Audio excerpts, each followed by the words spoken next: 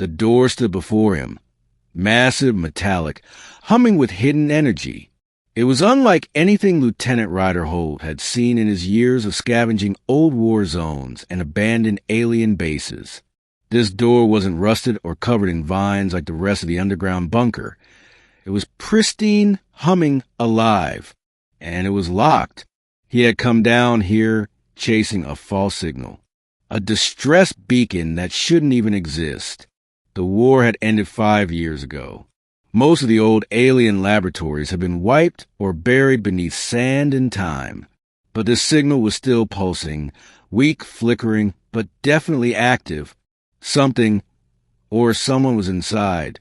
Ryder scanned the door with his device. No known code matched it. The alloy wasn't human. It wasn't even from any known allied species. It was something else. Something classified. That's when he heard it. A voice. Clear. Female. Not human. Open the door, human, free me. He stumbled back, heart pounding. The voice didn't echo. It came from inside his helmet. Not from a radio, not from the speaker systems in the facility. Direct neural transmission. Telepathy. His first instinct was to flee. Only high-caste Erythians were rumored to use telepathic speech, and they weren't known for kindness. But the voice, it wasn't commanding. It wasn't arrogant or cold. It was scared. Please. They locked me here. I've been alone. I don't know how long. My body's weak. But I'm alive. My name is Zyrina. They trapped me because of my blood. Ryder's hands trembled. The war files had talked about secret DNA projects. Alien DNA splicing. The creation of super soldiers using genetic material from races with rare regenerative and mental capabilities. Most of those experiments had been banned after the war, but some labs had gone dark, vanished into the silence of cover-ups. Why would they trap you? Ryder whispered. The voice returned, quieter, more fragile. Because I didn't want to become a weapon. They said I was perfect. My DNA could heal. My mind could influence. But I didn't want to hurt anyone. So they caged me, drugged me, ran tests, then forgot me.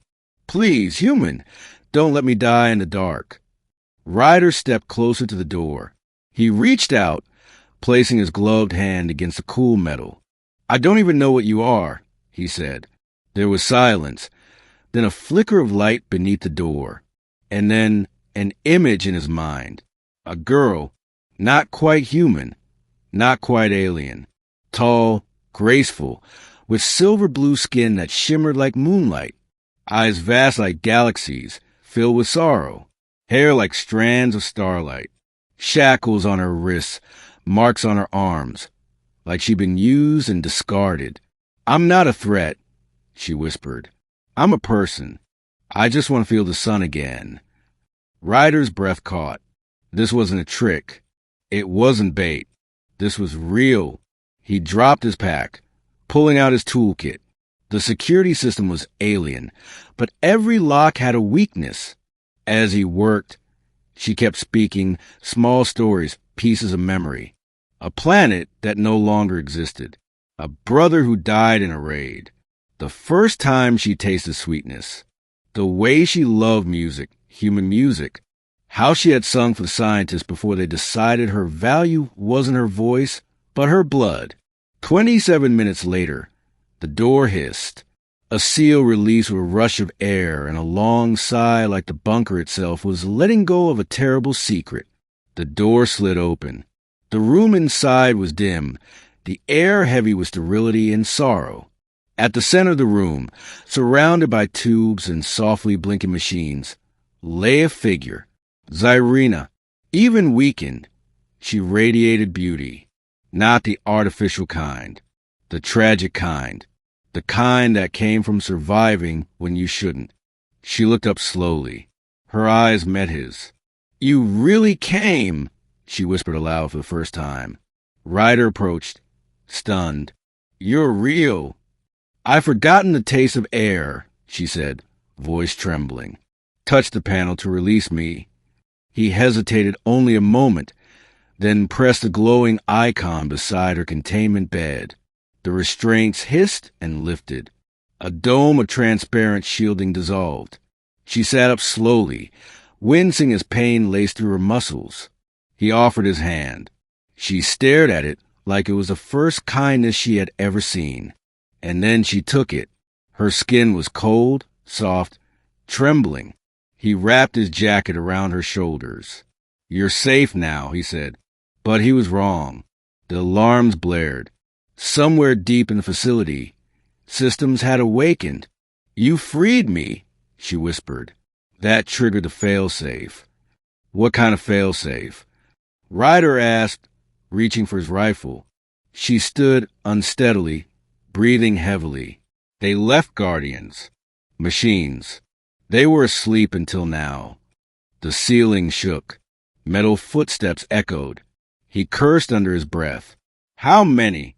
"Too many," she said.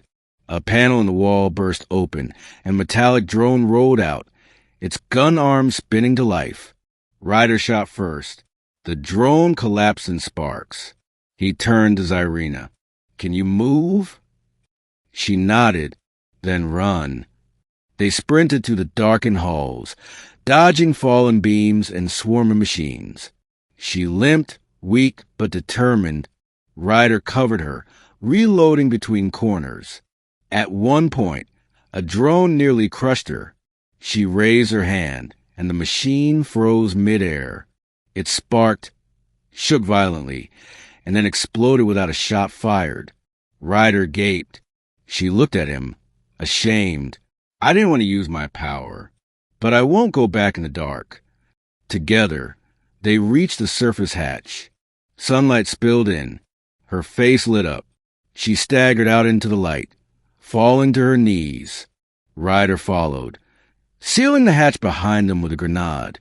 Smoke rose in the distance. The bunker began to collapse. It would bury the machines forever. She stood in the morning breeze, eyes closed, letting the light wash over her. "I forgot how warm it was," she whispered. He approached her. "Where will you go now?" She opened her eyes. "I don't know, but I want to go somewhere where I can sing again. Somewhere no one wants my blood, only my voice." Ryder nodded slowly. "I know a place. Off-grid. Peaceful. People there don't care what your DNA is. They care what's in your heart." She looked at him, really looked. "You're not like the others," she said. "I'm just a man," Ryder replied, "trying to do one good thing." She smiled for the first time in years. As they walked toward his ship, she reached for his hand again. And this time it was not out of fear.